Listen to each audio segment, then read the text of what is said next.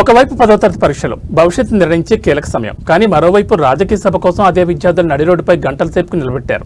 నక్కపల్లిలో CM Chandrababu సభ ఇప్పుడు విద్యార్థుల పాలిట సేపంగా మారింది.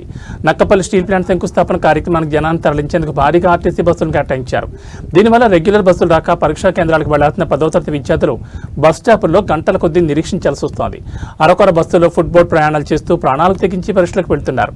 ఇంతేనా, నర్సీపట్నంలో ఏకంగా ప్రభుత్వ స్కూళ్లకు సెలవు ప్రకటించేశారు అధికారులు.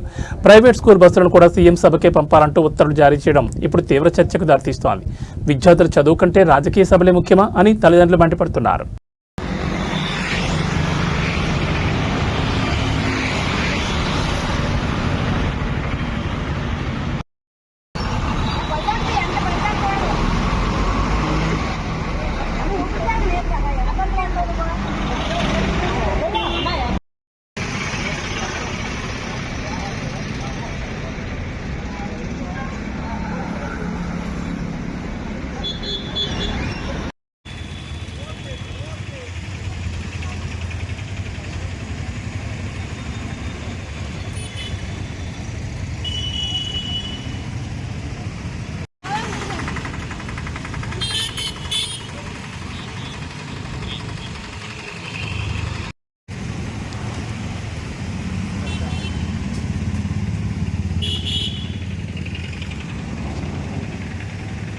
ఎక్కడ మా సెంటర్